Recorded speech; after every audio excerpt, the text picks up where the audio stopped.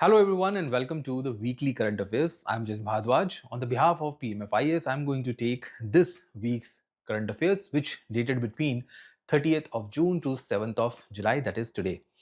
And in these 7 days of current affairs, I'll be discussing important topics with respect to mains and prelims. So without wasting any time, let's start today's weekly current affairs section. So the weekly current affairs that we will be discussing today are as follows on this screen. So we will be discussing one topic with respect to the mains and the 4 topics with respect to the prelim examination. Without wasting any time, let's start. As you know that I take these following sources to curate current affairs for the UPSC civil service examination. However, you can use these current affairs for many other service examination, including the Indian Economic Service, the UGC NET examination, and in fact, the state PCS. So let's start with the first topic. So the first topic for today's discussion is with respect to the GST collection. Now, Government of India has claimed that GST this year has broke all the records. No doubt it's correct. We have already crossed 22 lakh crore rupees of GST collection this year. But the more important thing is that this year GST has completed 8 complete years. Now, this law took place after so much of deliberation, discussion, and shows one of the best example of cooperative federalism as well as the fiscal federalism. This law brings us a unified one nation, one tax dream that we have been looking around for the last 35 years. And since its beginning in July 2017, GST has been a good performer overall, even as per the latest data. So we'll be discussing about GST, but before discussing about this means related topic, let's delve into the news articles. So I have curated 3 news reports from here. 8 years of GST, there's a elongated article that you can go through. It's given the PIB, that is Press Information Bureau. You can Google it around, you can find the article, and too much of detail is mentioned over there. Apart from that, we also find the GST turns 8 in the Business Standard newspaper. So this article also provides a lot of information, and apart from that, Economic Times has also published a good article on the performance of GST in the last 8 years. Is this topic important for the mains? Yes. Is this topic important for the prelims? Yes, absolutely yes. How do we know that? Look at these questions. 2017 UPSC asked a question on a direct question on goods and service tax. Multiple options, answer is mentioned on the screen. In the similar fashion, UPSC asked in the 2018, because 2017 was the year when it was implemented. 2018 was the year when there were too many issues with respect to the inclusion and the exclusion of the items which are there for the GST. Now, not only prelims, in fact, in the mains examination also, as you can see on the screen, in 2020, they asked a question on goods and service tax and 2019's COVID impact. So in the 2020 mains examination, they have asked that how Goods and Service Act, how COVID-19's impacted GST performance. Basically, it's compensation fund, right? Federal tensions. Then they asked in 2019, the year before, they asked that what are the indirect taxes which are included under the GST, which you can easily explain through a table, and a comment on the revenue implications of the GST introduced since 2017. So basically, guys, through these 4 questions, 2 prelims and 2 mains, I just wanted to convey one important message. The GST is extremely important for your UPSC preparation. Now, how much it is important? Let's go through that by word. So this is a takeaway. What UPSC has or could ask from the current affair.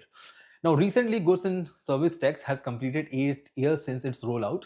So you can easily see 2017 to 2025. So 8 years they have roughly covered. Now, these are the 3 takeaways which are mentioned in the PIB also. So the source would here remain PIB. As I've told you, there's a elongated article which has been given by the PIB. Now, GST collection has crossed 22 lakh crore, which is 9.4% from the last year. It seems high, but no.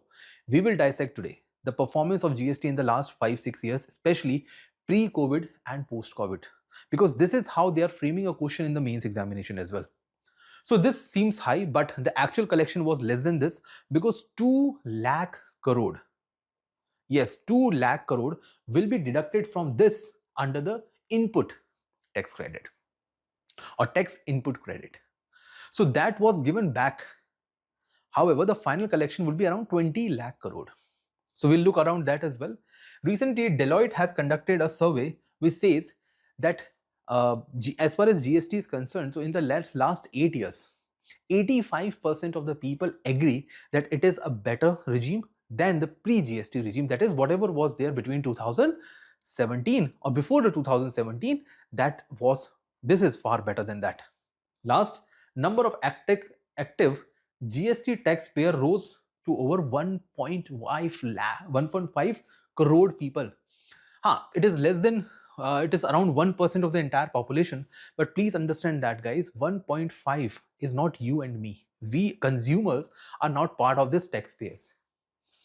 These are the taxpayers which are paying the tax on the like sellers, producers, shopkeepers, factory, manufacturing, service sector, those people who are involved in business. As a consumer, you are not part of this, because all of you know that there are far more consumers than 1.5 crore. What you should know about GST? See, most of the time students face this problem that they don't know about the basics of GST. Today, in this particular section, in this particular class, you can say, I'm going to discuss all the important topics for the GST and which will help you to cover up the preparation. Now, GST types. There are 4 types. Central GST, that is CGST. Then we have state GST. Then we have interstate GST, right? And then we have this Union Territory GST. Now, Union Territory GST, all of you know, it is implemented like in Ladakh, like in Delhi, like in Chandigarh, Andaman Nicobar, and all those areas. Now, legal authority, if it is a state GST, it will be created, implemented by the state government. If it is central GST, it will be done by the parliament. So state legislation and parliament are the respective authorities who can create laws on their respective ideas.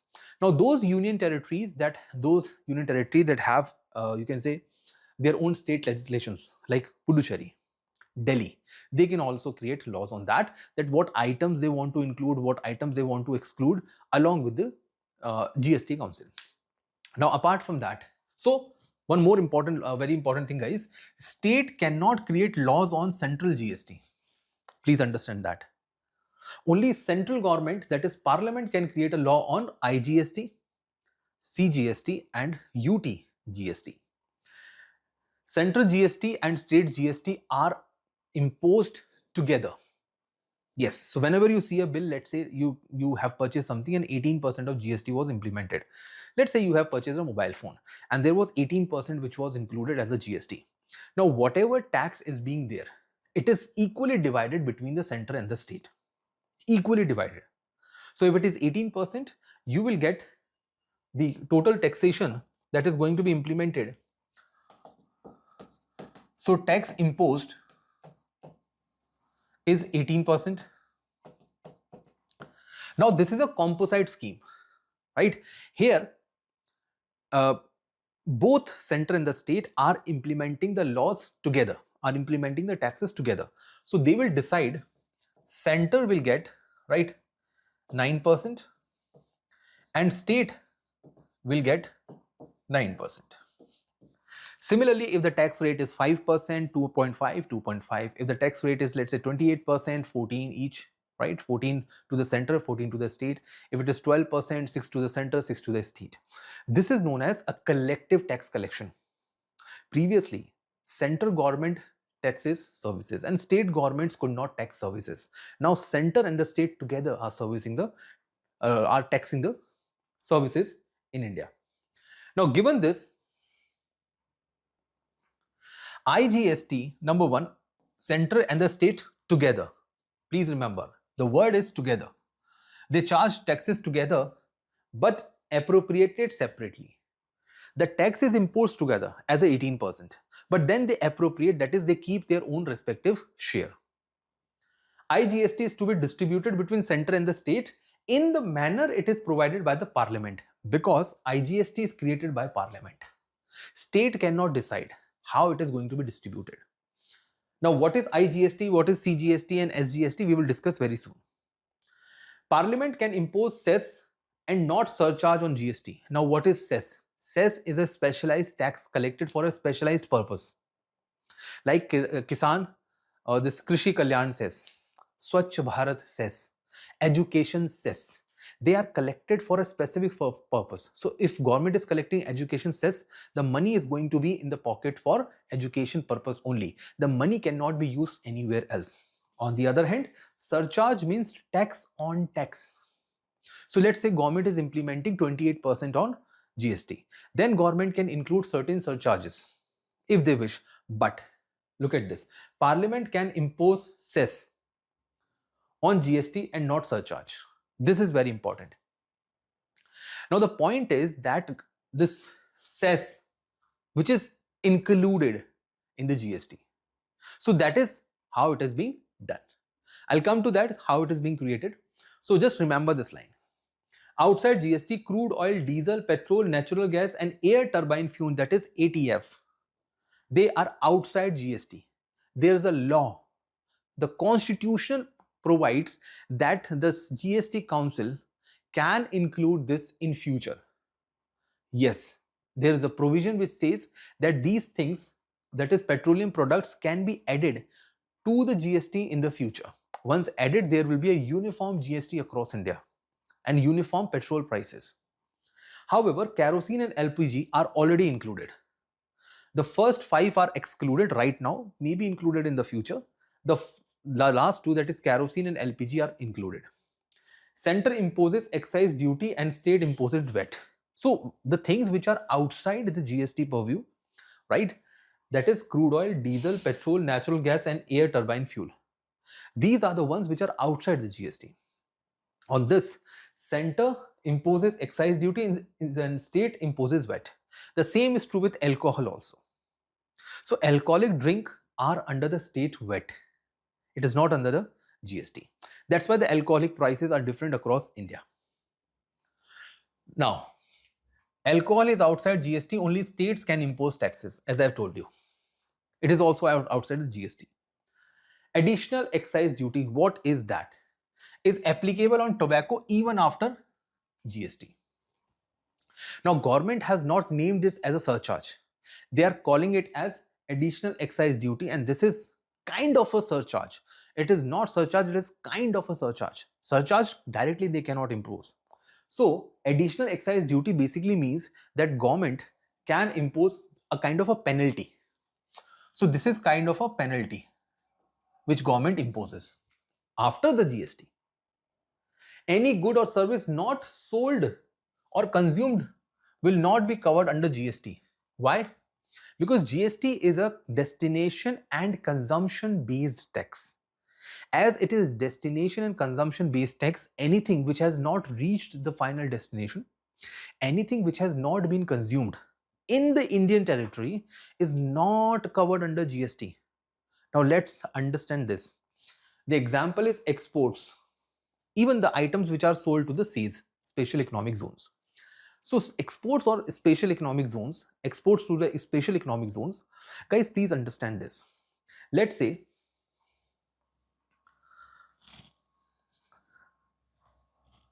there's a company which is known as Maruti. Now Maruti company has created cars, right? Let's say they have created 100 cars which are sold in Delhi. So these 100 cars were sold in Delhi. The rest 100 cars were to be sold in Sri Lanka. Now out of these two, which of them will be covered under GST? That's the question. Let me tell you which one. This one will be covered under GST because it is within domestic territory. It is domestic territory plus it is consumed in India. It is consumed in India. In this, it will be zero rated. What do you mean by zero rated?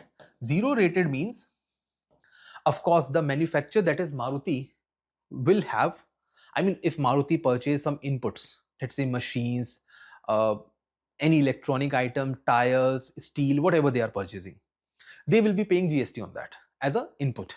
So everything which they have included in terms of input will be reversed, right? Will be returned to them. So their net taxes, net payable taxes will be zero. So whatever taxes that they have included in the input will be given back to them by the government. They will be collected at first, but they will be given back. So that's a good news, right? Then, so exports are zero rated. This is the meaning of zero rated exports. Tax slabs, what is the ideal tax rate? 5%, 12%, 18% and 28%. All of the four rates are divided equally between the center and the state if they are collecting it together. Special rates for selected items. 3% if it is a gold, silver and diamond jewelry. 1.5% if it is with respect to the diamonds cut or polished, and 0.25 if it is on rough diamonds. Why? Guys, this is a specialized thing to promote export. This lower rate, first of all, gold, diamond, silver is culturally very important for India. It provides a huge employment, and secondly, India has one of the largest exports of gems and jewelry. That's why to promote exports, their rates are being kept at low. Then GST compensation cess. This extra amount of money was imposed as per the law. Parliament cannot impose it. It was already under the law for few years, which was later on expanded beyond 5 years because of the COVID. Now, under this, extra amount was collected in the taxation that was given to specific states. This was on tobacco, aerated drinks, motor vehicles. This additional tax was only imposed so that the states which are shifting to the new tax regime, because previously they had VAT. So many of the southern Indian states, they had this issue that as we are shifting to the new GST regime, they will have a loss on their revenue collection. So central government assured them, don't worry, we'll provide you compensation.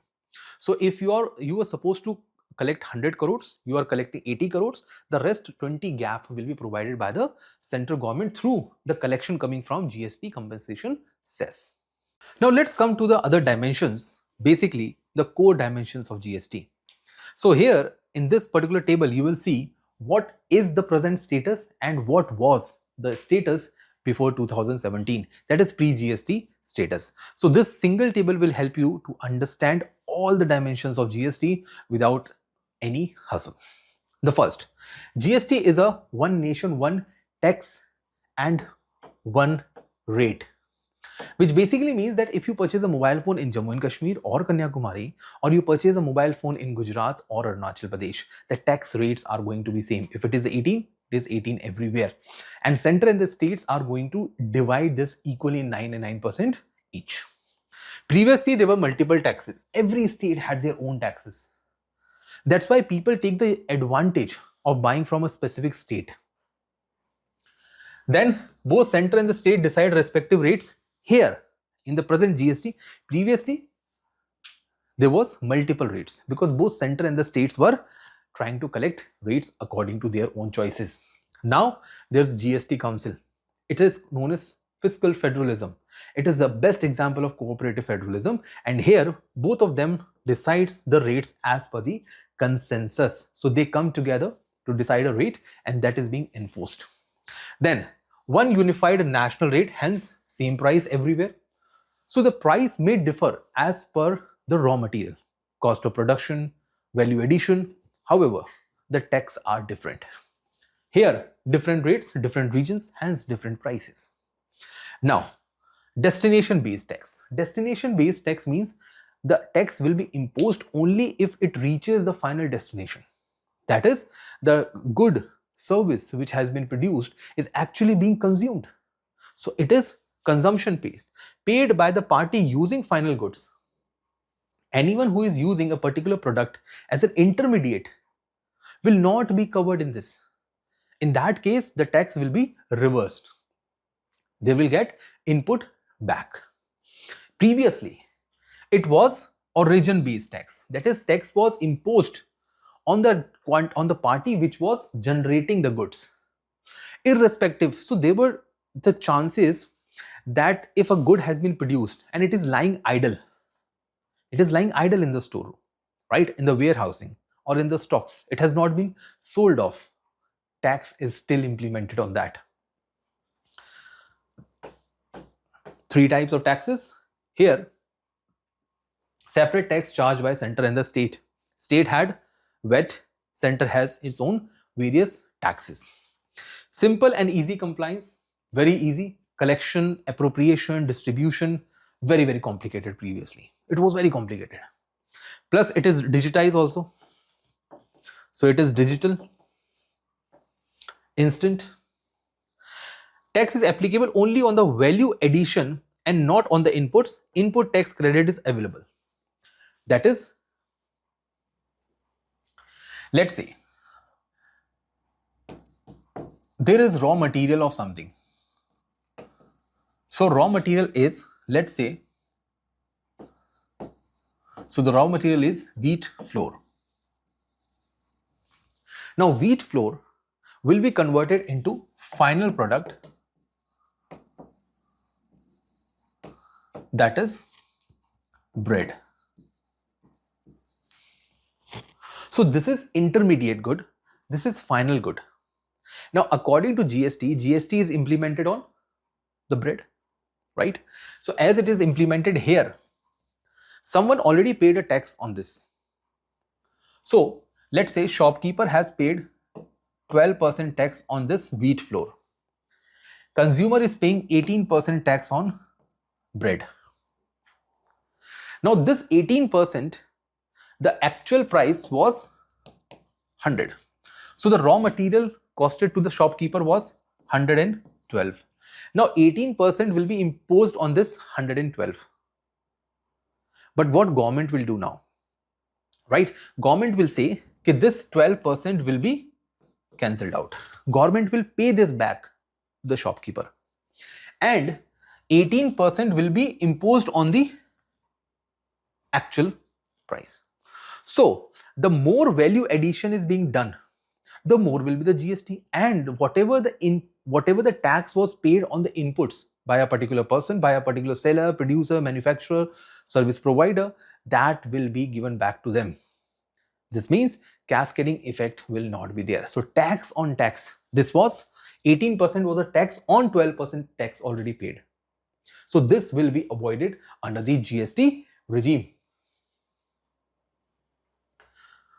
So cascading will be avoided. Only value addition will be there. If value is added to something, then only tax will be imposed. If value is not added, tax will not be imposed. Each GST receipt is equally divided between center and the state. Previously, it was not the matter. Previously, collection, appropriation and its distribution was based on various agencies. For center different, for the state different, for the union territory it was different. That's why I said that it is more compliance related regime. Now coming to the difference. Central GST, state GST and integrated, or you can call it as this I can be also be changed with integrated or import or interstate, just to remember it. So integrated, state and center. Now these two are imposed together. That's why I'm putting a plus sign. These two are same. Their compliance is same. Their collection is same. They are distributed between the both parties. So they are imposed together. Center and state in intra-state, within the state. So this is within state. So this is the case. This is within the state. That is interstate, right? Between the states.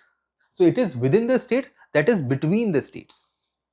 Governing authority, obviously under center, obviously under state. This is also under center. Revenue distribution, center it will go into the pocket of center. So the tax collected under CGST will go in the pocket of center. Tax collected under the state will go in the pocket of state. Now this will be shared between center and the state as per the law created by the parliament, which I discussed previously. Law. It is as per the center GST law 2017, state GST law 2017, integrated GST law 2017. Example. Within Maharashtra or within Karnataka, or you can change the other example, sales of the goods going between Maharashtra and Karnataka. So sale of goods from Maharashtra to Gujarat or Karnataka, whatever example you can say. So that is between the state, within the state. So this is how this setup is all about. The same works with the UT GST as well. Now this is where UPSC has asked the question in the mains examination. So let's understand that. What state related tax have been included and what central related taxes have been included in the GST. Now central state related taxes are the value added tax, which was the largest share to the state before the GST. That's why they were asking for compensation. After this, entertainment tax. Please understand one thing, entertainment tax at the local government can be as per their choices. It is only up to the district level or at the state level, I would say. Luxury tax, tax on lottery, gambling and betting. So that you have this online betting platforms these days, they are part of this only. Octroi or the entry tax. If a person or if a good is entering a particular state on the borders of the state, they will be paying entry tax or the octroi, also known as chungi. This is not a toll tax, by the way. Toll tax is paid after a specific kilometers for the using of highway. This is entry tax to a particular territory. Purchase tax on purchase of something. Tax on advertisements. And central sales tax, central imposes, state collected. Central sales tax like VAT, it was collected by the state. So all these are now part of GST. What has been included from the center side? Central excise duty. Excise duty is imposed on the goods which is being manufactured and just come out of the factory. Once it is finally produced and coming out of the factory, central excise duty is being imposed. Then additional excise duty, kind of surcharge, not surcharge, kind of surcharge. These are additional because they are imposed over and above the existing ones. Similarly, additional custom duty, that is countervailing duty, it is imposed to prevent the trade from kind of a mispractices or malpractices. Additional special additional duty of custom, again kind of a surcharge. Service tax, excise service tax, which was not with the state government, now it is between both. And as excise duty levied under the medicinal and the toiletry preparations, which includes narcotic drugs, alcoholic, right, which contains alcoholic, narcotic drugs, but not alcohol. Basically something produced out of it for medicinal purposes. So all these kind of taxes are now under GST. And that's why they are both center and the state divide them equally under them. Then important terms related to the GST. These important terms are, first, revenue neutral rate. Now the biggest question which was there while GST was implementing, that what if the total revenue collection to the specific states get denied or actually being reduced after the imposition of GST? What will happen in that case? That's the biggest question. That is, if all the states shift towards the GST, will there be a loss or not? So the question was that what should be the ideal average tax collection rate which will keep us at the same level of revenue generation? That is, what kind of a tax rate should be there which neither increase the revenue too much or nor decrease it too much. So it keeps it on the same revenue collection rate. So what rate should be that? So that is known as revenue neutral rate. So your revenue should be same as that they were before. Unfortunately, the revenue neutral rate should be 15.5% average, but it is 11.8%. So still government is sacrificing, both center and the state are actually sacrificing. To increase this from 11.8 to 15.5, a lot of tax rates should be increased. But given the country, given the present status, We cannot do that. Then comes a tax input credit, which I have already explained to you. If a person has already paid GST, if a manufacturer has already paid a GST in their inputs, so when they transfer the inputs into the final product after value addition, the tax that they have paid on the input will be reimbursed by the government. So that is tax input credit. It is credited by the government back to the seller or the producer or the manufacturer. Inward duty structure. Inward duty structure is kind of a miscalculations. It's kind of a malpractice. It basically means that when the tax paid on the input is higher than the tax collected on the output. Because when taxes, let's say on input, the tax was 18%. On the output, it was 12%. So government is collecting 12%, but government is reimbursing 18%. So it's a loss to the government, a 6% loss. Then zero rated supply. Zero rated supply are the ones which are export and the sales related. So whatever I have paid as an GST, I will get back. Zero taxes. Nil rated supply. Goods and supply of goods and service with zero GST. Zero GST. Now, in the difference between the two is, in the first one, I am paying something, but I am getting it back. Maybe 5%, 12%, whatever. I am getting it back. 100% return. But here, I am not even paying anything. Here, it is zero. Then comes non-GST supply, goods which are outside GST. Like we have seen petroleum products, alcohol and others. Reverse charge mechanism. Reverse charge mechanism is when GST shall be paid and deposited within the government by the recipient. Let's understand this. It's very interesting. Let's say there's a company which is known as Maruti. Now Maruti is selling a car. The car is Swift. And the GST on this car, I'm assuming, was 1 lakh rupee. Right? This is GST. This is your GST. Now here you have consumer or the buyer of this car.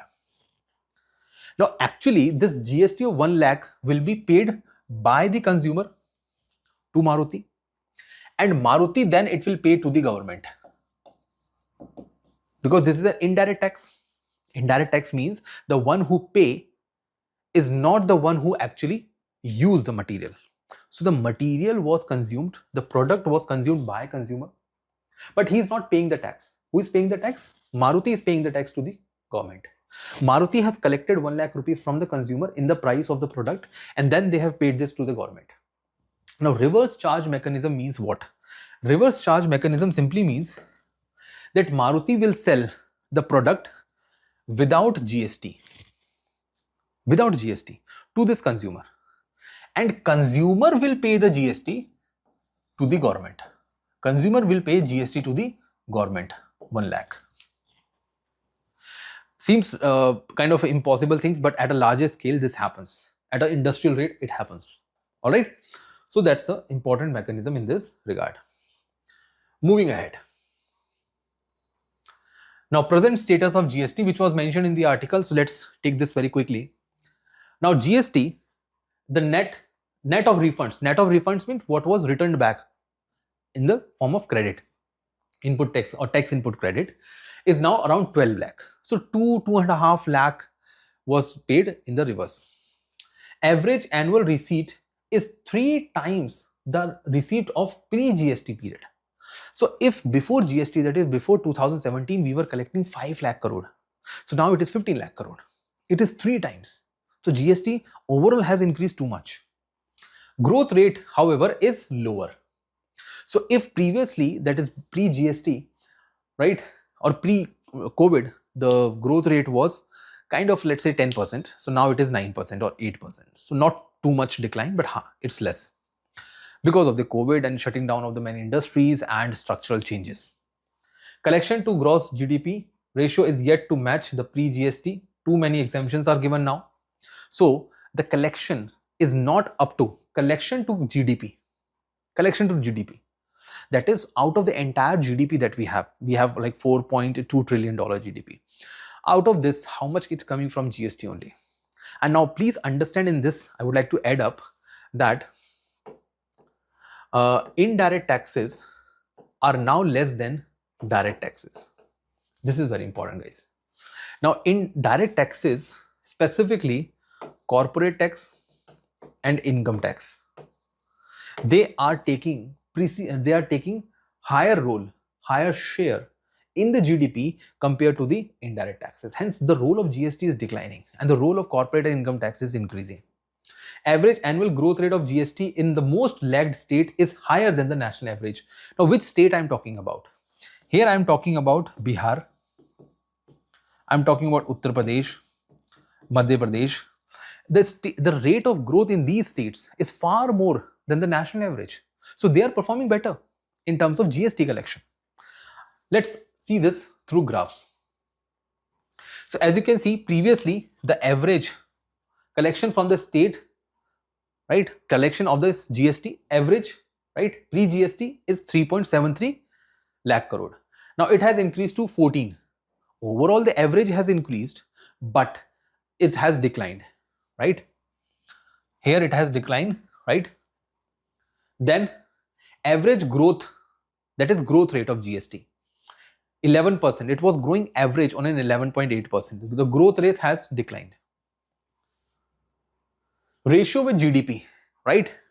Ratio to GDP, that is GST tax in case of GDP, it was 6.3%, 5.7%. So GDP to, GST to GDP ratio, it has declined.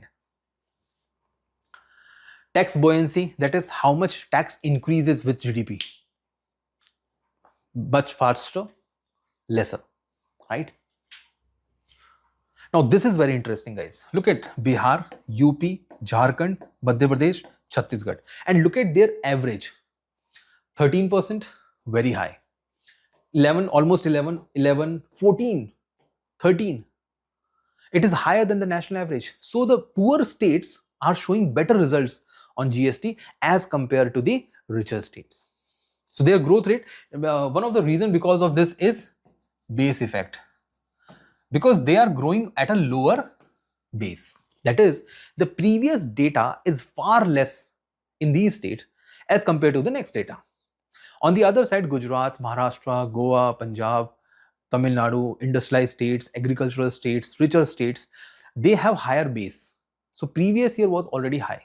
That's why this year the growth rate may not be very high. In absolute terms, obviously they are low. So here I am leaving you with these two practice questions. You can pause the video and you can go through this specific question on GST as well as the second one, which is this prelims related practice question. Not only this, I am leaving you with this mains related question on GST. So enumerate the indirect taxes which have been subsumed in the GST in India. Also comment on the revenue implications of the GST introduced in India since COVID period. So the tables, the data that was mentioned in the news article, you can use that to understand more. With this, let's now move to the next article. The next article is on the financial stability report of RBI. Now, financial stability is what? Financial stability report basically talks about an important phenomena, that how our country is resilient towards the internal and external shocks.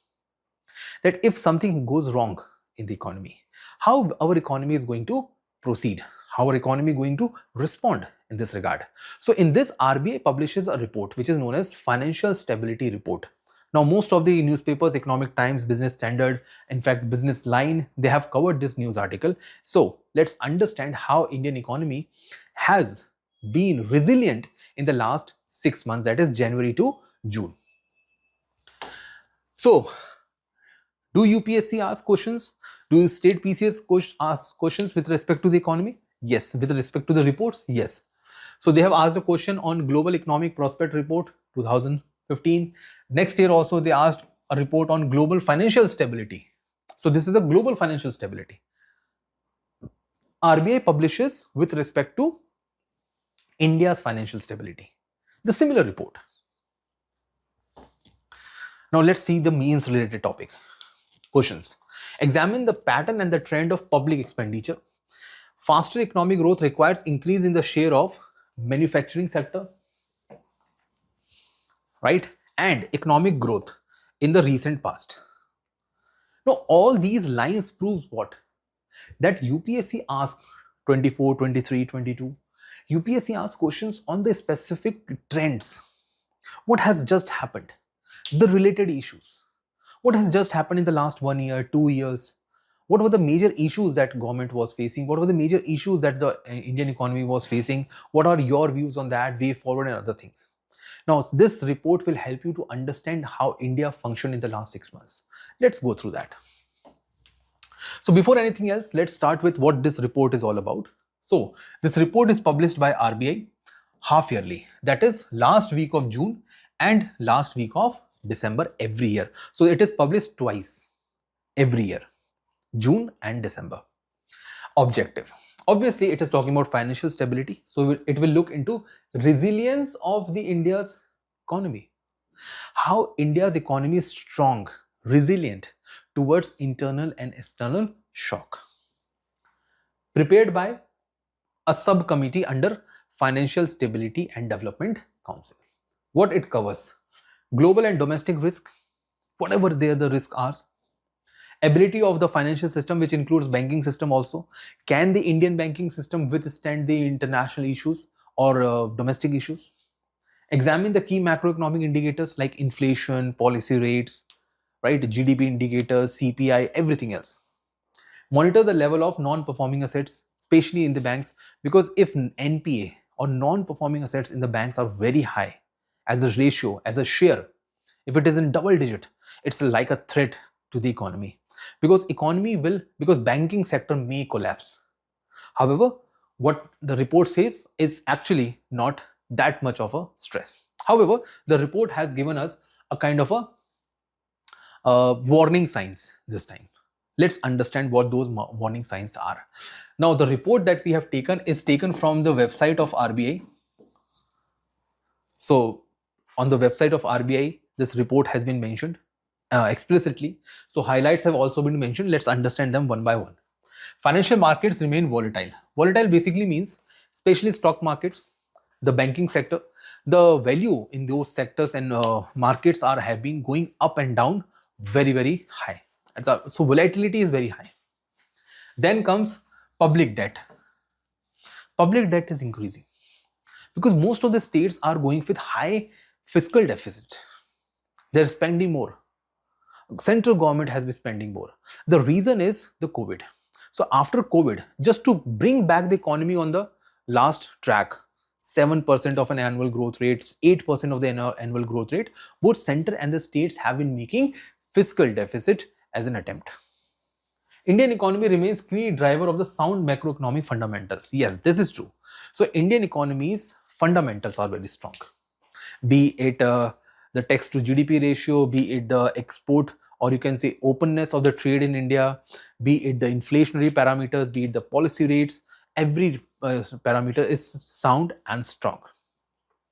Health, balance sheets of the banks are healthy, right? Even for the NBFC, it's healthy. We'll just look around that. Corporate balance sheet is strong. So banks, corporate sector, non-banking finance corporations, foreign exchange reserve, which has already crossed 700 billion, seems okay. But still, RBI has given a warning. Globally, the wars are taking place. Israel, Iran, wars have been taking place. We have already discussed, prepared a video on that. If you want to go, you can go through one of the current affairs we have discussed last month, in which we have talked about Iran-Israel conflict and the international repercussions. Similarly, India had a conflict with Pakistan. Russia, Ukraine are also at a war. Then Trump administration is trying to impose too many tariffs across the world. So that brings a kind of instability at the global level. So those instability are there, but still the report proves that India remain resilient. Indian economy remain resilient.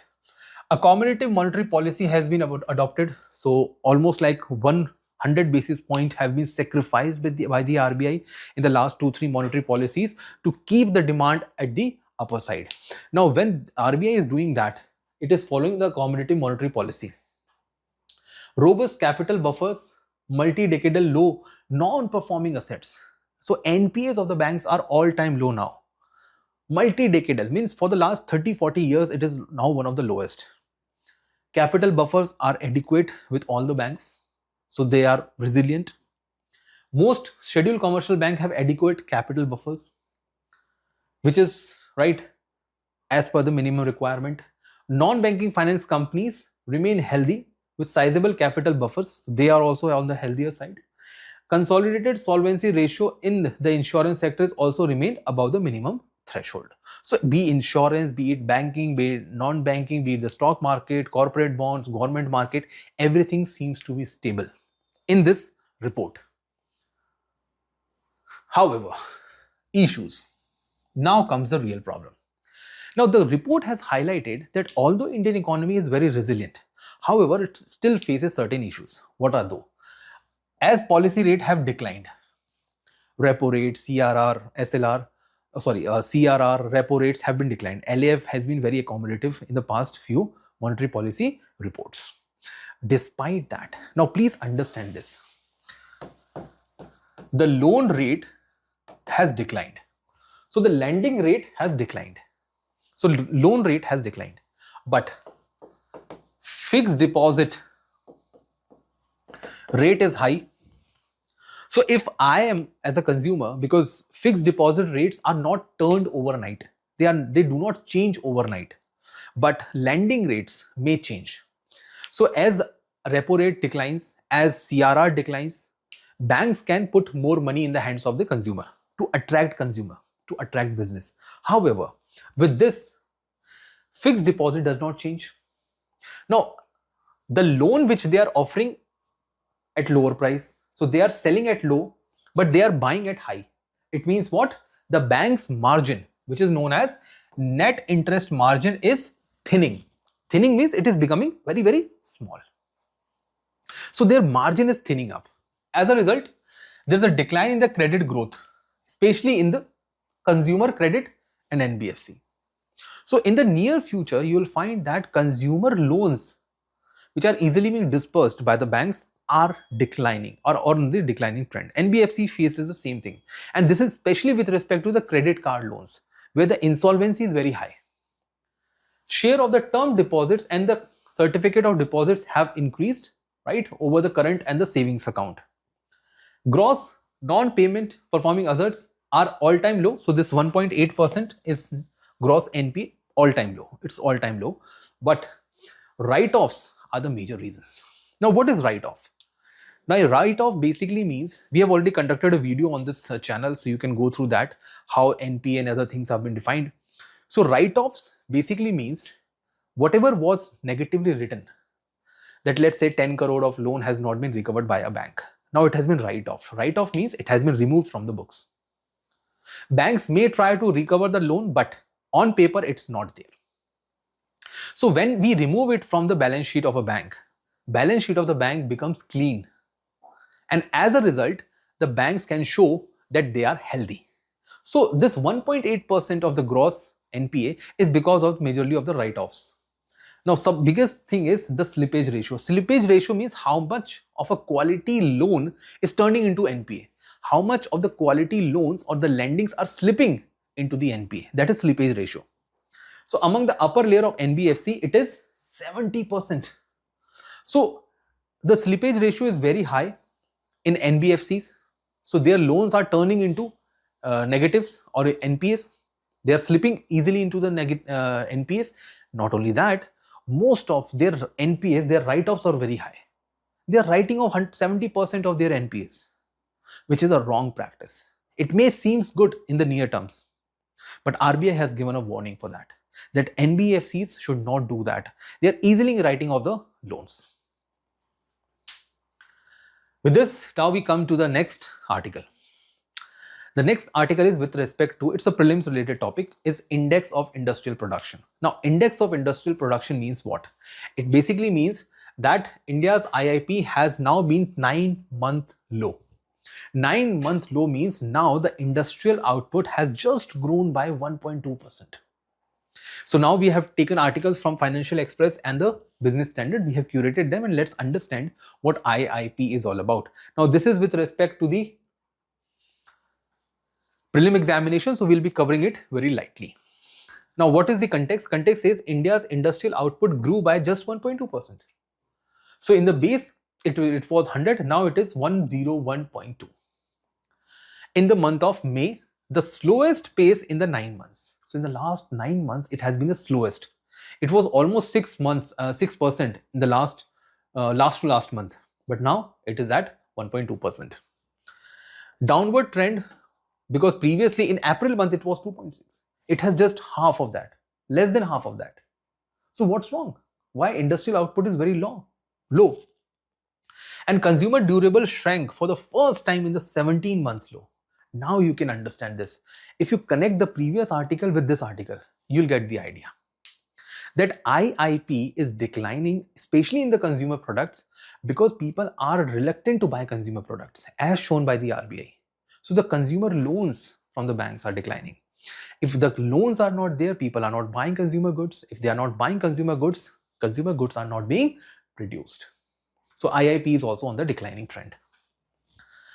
So as you can see, UPSC has already asked a question on the industrial related indices. That is 2015, they asked a question on core industries. Moving ahead with this index, let's understand the basics first. So what is this index? IIP. It's a key statistical tool used to measure the short-term changes. Guys, it is monthly. They are giving you monthly data. The volume of production in the Indian industries. How much industries are producing as compared to their base. Whether they are producing more or they are producing less. That's it in absolute in percentage terms or relative terms. Compiled by Central Statistical Office. We have already covered up this topic in the previous discussions. Under the Ministry of Statistics and Program Implementation. Then, objective. It provides insights into the growth and contraction. Growth means over 100 and contraction below 100. 100 is considered to be a base in a percentage parameter of the industrial activity over a given period of time, basically a month. Sectoral composition, highest weightage is given to the manufacturing, 77%, then mining and then electricity, which includes 809 items. So 809 items producing industries, automobile, inputs, consumer electronics, even mobile phones, all kind of industries which are manufacturing are included in this. 809 types of products, 29 types of mining, and electricity itself is a single item. So what has increased over that in the previous year is an index is prepared, and that is how it is showing that what has increased and what has declined. The base year is 2011 and 12. Base year basically means on what basis it has increased or declined. That is what it was in 2011, and compared to 2011, what is the present status. So that is the objective of base year. With this 8 core industry, as I have already discussed this in one of the previous class, today also let's highlight that. Now index of 8 core industries, right? It is produced by the Office of the Economic Advisor under Ministry of Commerce and Industry. So this is a separate index altogether, but it focuses on only 8 industries. See, here there were 809. Out of this, there are some which are core. Core means which are very, very important for the industry, for the economic development. What are those industries? Right? Coal, crude oil, natural gas, refinery, fertilizer, steel, cement, and electricity. So these are those industries. Now many of them are mining also. Electricity was included there also, here also. Natural gas, refinery, right? These are part of mining also. Coal, crude oil, cement, steel, these are part of manufacturing also. So they combine individual performance and take the weightage. The highest weightage is given to the refinery, the lowest weightage is given to the fertilizer. Highest weightage given to the refinery means in this, the index that they are preparing, the highest share, highest weight, highest priority will be given to the refinery products. Here also the base year remains the same, 2011 to 12. Here is your practice question from this section, that is IIP. You can go through that question, you can pause the video and do comment in the chat box. With this, now we move to a very new scheme which was launched. It is a scheme known as Employment Linked Incentive. Employment Linked Incentive basically means now government is going to provide incentive. cash incentive to those manufacturing plants, those producers, service providers, which are giving employment to more people. Yes. So 50, more than 50, less than 50, given that criteria, government will provide more financial help to those kind of companies. So if a company which try to hire more people, government will give cash incentive to those companies just because it is generating more employment. Now this article we have taken from the Business Standard as well as from the Hindu newspaper. Now this is a very latest government scheme. It was announced, the skeleton of this scheme was actually announced in the recent union budget. Now we have the final scheme. The scheme is going to be run for 2 years, that is till August 2027. Now let's understand about this scheme in much detail. This scheme says, it is right, it was announced in the union budget. What is the scheme? It will, the aim of the scheme, what does its scheme wants to achieve? This scheme wants to achieve 3.5 crore jobs in 2 years. 3.5 crore jobs in the next 2 years, because that is the duration of this scheme, and will provide 1 lakh crore as a cash incentive, funds to various sectors to generate employment. 1.92 crore beneficiaries will be at the first timers. Now who are these? 1.9 crore will be the people who will join the workforce for the first time.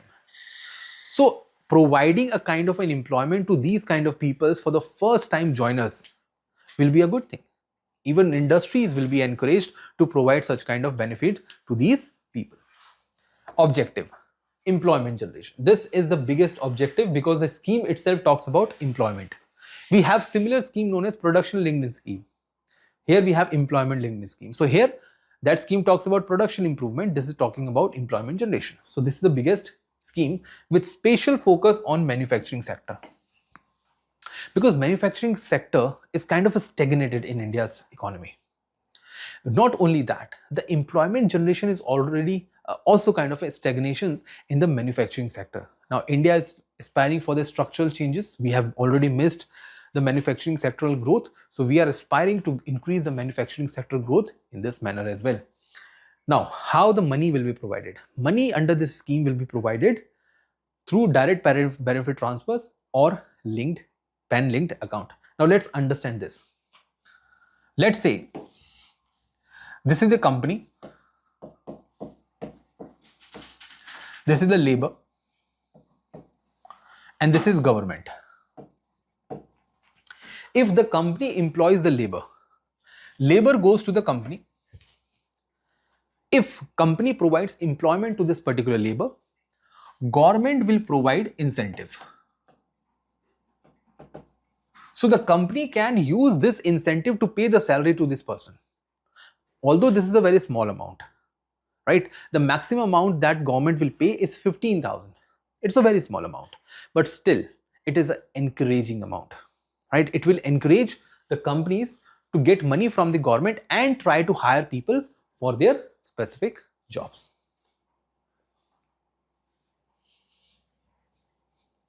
Composition.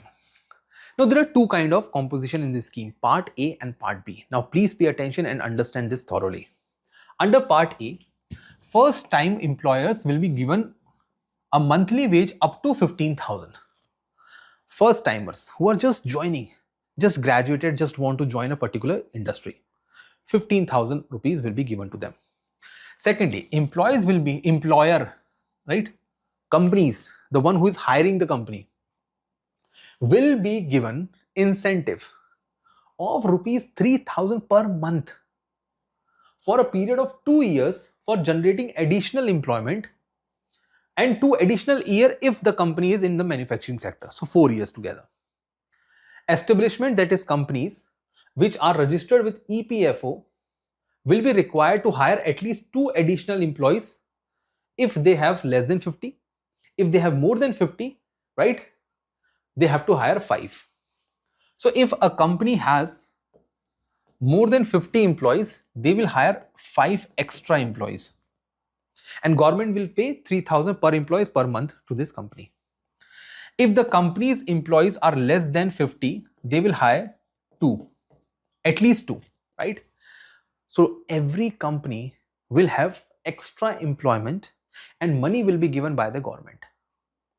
Now, who will be the agency in this? EPFO. Beneficiaries targeting first timer. So if a person is getting registered to EPFO for the first time, that person will get benefit. Employees, there's a limit. Not everyone will get the opportunity. If the salary of a particular employee as per the company is less than 1 lakh, only they will be covered under this scheme. Any person who is earning 1 lakh and above, or they are paying the salary of 1 lakh and above, these kind of employees will not be covered. Biggest challenge with this scheme is EPFO itself. Now, EPFO is an organization which is looking into kind of a, it's a saving kind of, it's an organization which looks after the savings. It has nothing to do with employment generation. So why are we providing this responsibility of employment generation to an organization which is working for the generation and encouraging savings with the employees? That's the biggest challenge of this company. The second one is you can have fake accounts, ghost beneficiaries. The companies can show ghost beneficiaries and can take 3,000 per employee per month from the government without any reason. Could be a corruption. So this has to be calculated, but otherwise it's a very good scheme. Definitely, if it is implemented properly, it is definitely going to increase a lot of employment. Look at this, 5, even if the 50 employees are there, it will increase 10% employment in this factory. Less than 50, at least it will increase 10 to 15% there as well. Now, given this, now we come to the last article for the today's discussion, that is foreign exchange status.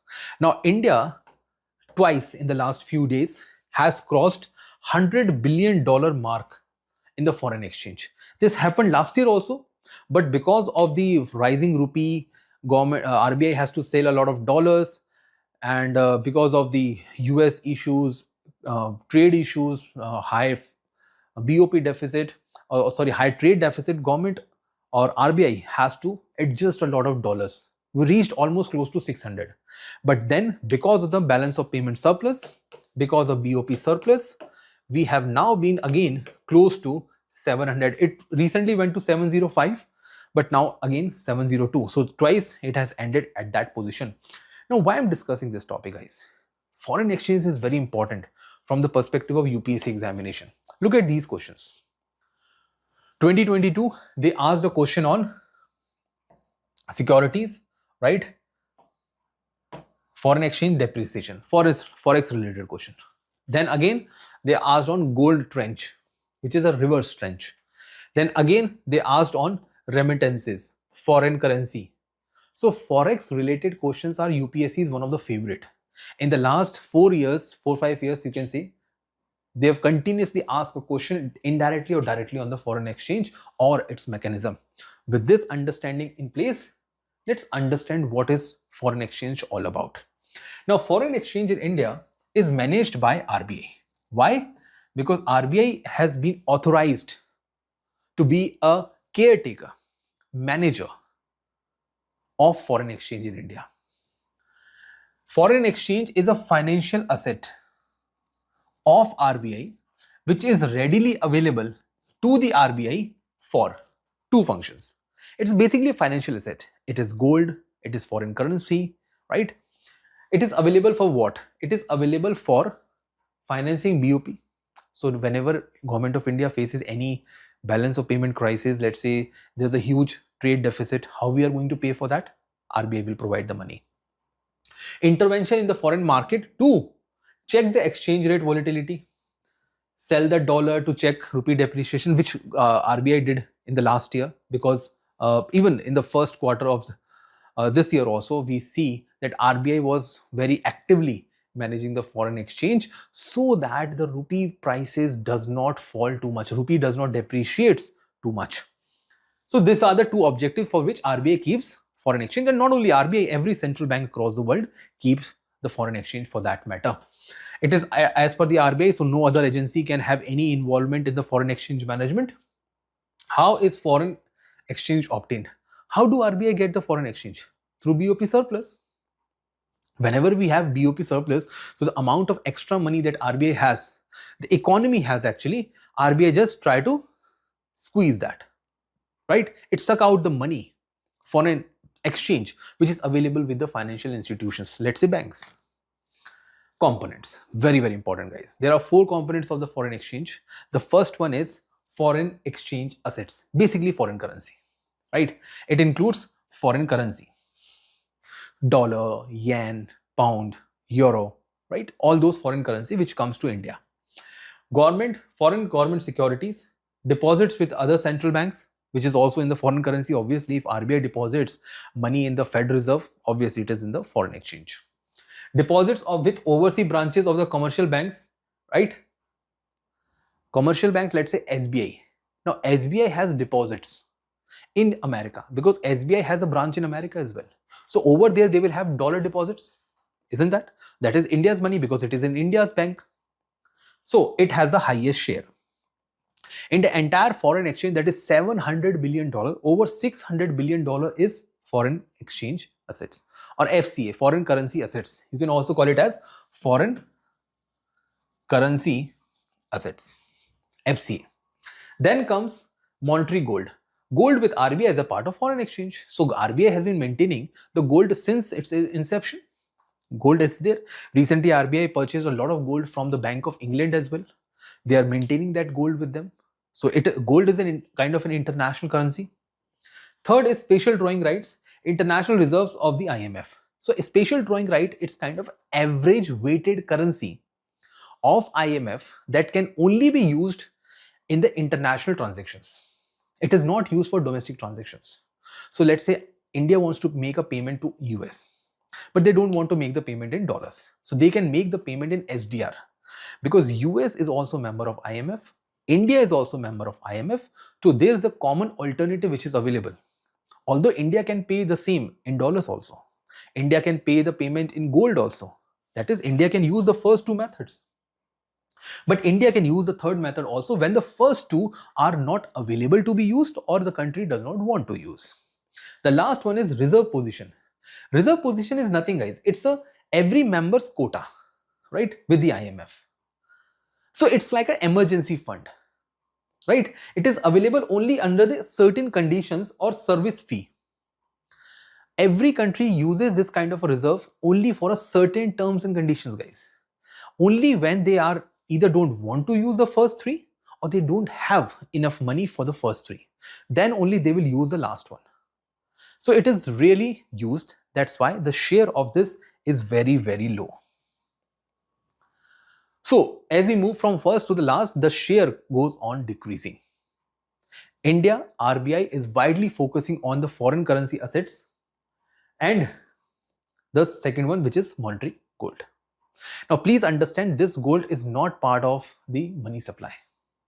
It is not at all part of the money supply. So keep it outside that. Now let's look into the international standards, guys. As you can see, 4-5 countries are there. We have China, Japan, Switzerland, India, and Russia. Now, China has a very high percentage.